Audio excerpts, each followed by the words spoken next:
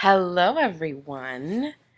Long time no see, but let's get right into this tutorial today. The first thing we're going to be using is a lip balm just to make sure that our lips are moisturized while we're doing the whole, makeup process, I guess. I like to use this lip balm in the beginning just to get everything nice and moisturized. The next thing we do is prime our face. I'm using a foundation primer from BH Cosmetics, and I just apply this all over my skin, kind of like I'm massaging in a moisturizer, and I apply it everywhere, on my cheeks, my nose, under my eyes, on my forehead. Anywhere that I think I might be putting on some makeup, I'm going to be putting on the face primer. Now I'm going to be using Garnier Fructice's BB cream, and I love this BB cream just because it's really moisturizing, it smells great, and it really does get the job done. I like to use my fingers to apply it just because it melts the product into my skin, and I just tap it in like you're seeing here instead of rubbing it in, because I like to set a layer of product first, and then once I see that every part of my skin is covered, I go ahead and I start kind of massaging it in like I would, again, a moisturizer or something, just to blend it all out and make sure that I have a nice, smooth, and even coverage all over my face.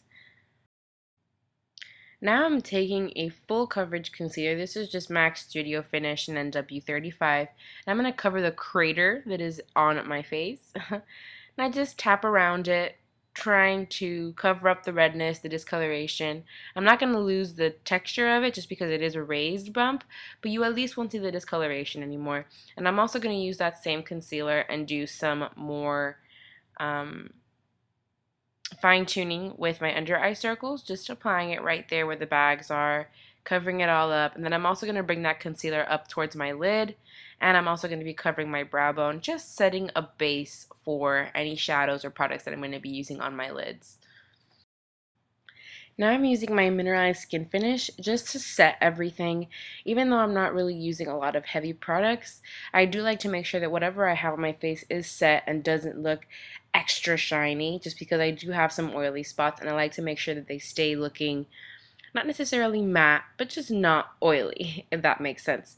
So I pat my powder onto my face with my big, fluffy, super soft brush. It's just incredible for face powder. I put it on my lids and under my eyes to set my concealer, and to also be able to set the concealing base on my lids. And then I just continue to spread the powder on my face. The next thing I like to do is take a bronzer with the same fluffy brush that I use to apply my powder, and I just kind of bronze the key areas of my skin where I would normally contour: the hollows of my cheeks, the temples, my jawline, and I work it down my neck. It just adds color to my face again, and using a fluffier brush versus a more dense or more chiseled defining brush just allows me to have a soft, sun-kissed glow versus having definition. That isn't what I go for when I go for an effortlessly flawless look. I just look for something to look natural, sunny, and at the end of the day, just healthy looking. And that's what this kind of application of bronzer does to your skin. I also use the bronzer on my crease area of my lid, just because I'm trying to keep this look as natural and little makeup as possible, and just contouring my lid is going to make my eyes look like I'm wearing makeup when I'm really just wearing some bronzer. And I'm using a 217 type brush for this. Coralista blush time. I'm going to go ahead and use an angled fluffy brush for this. Actually, no, I'm going to use a regular flat topped blush brush to apply my blush on my cheeks, just patting it on the apples, working it back a little bit towards my temples, trying to keep the center of my face clear from any product. This is a very, I wouldn't say shimmery, but it does give a nice sheen to the skin. Coral type blush, very natural looking. It works great on fair, medium skin tones, and it would be a great highlighter for darker skin tones. Victoria's Secret highlighting powder. It's supposed to be a blush, but I use it as a highlighter, and I just use a little fan brush and I just apply it to the high points of my cheekbones, adding a little bit of an extra glow to my skin without it being overwhelming. I'm literally just following where the light hits my face. You can see it on camera right now. Any part that you see is already glistening and shiny is going to be enhanced right now with this highlighter. And we're going to put some on our lids just to have a little bit of extra color. Try to focus this powder on the center of your lids though, just so that it works as a highlight. It'll make your eyes look rounder and more pronounced. Now let's focus on our brows. I'm using Revlon's Brow Fantasy, and I'm going to start using their brow gel. And I'm going to use the brow gel before I do any kind of setting in, just because the brow gel is going to do a good job of covering up some gaps that I'm going to have naturally in my brows. What I like to do after I apply the brow gel is check and see what parts of my brows could still use a little extra help, a little extra filling, stuff along those lines.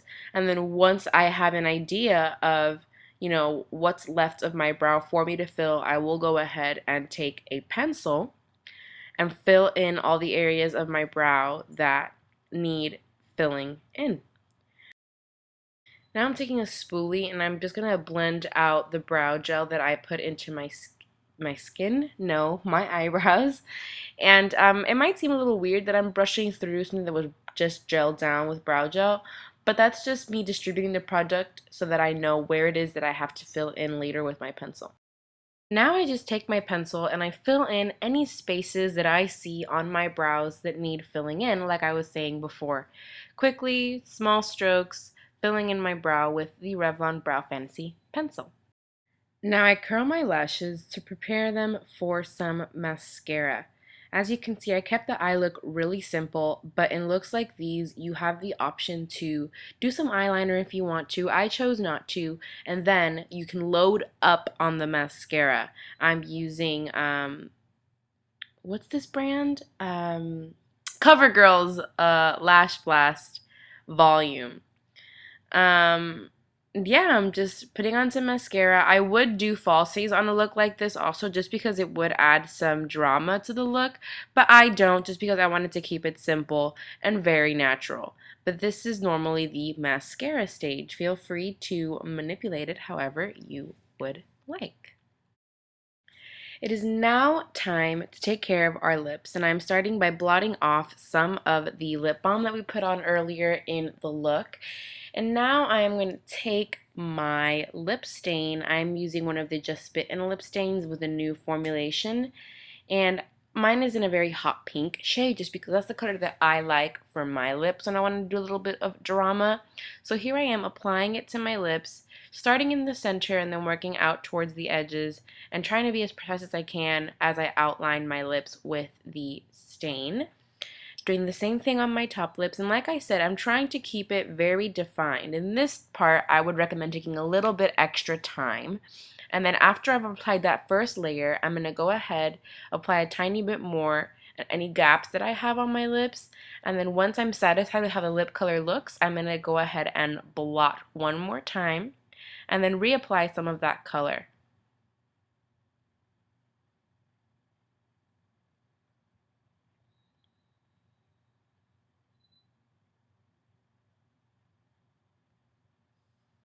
And that is it for this effortlessly flawless and natural makeup look. Hope you guys enjoyed it and that you guys have a great rest of your day. Bye guys.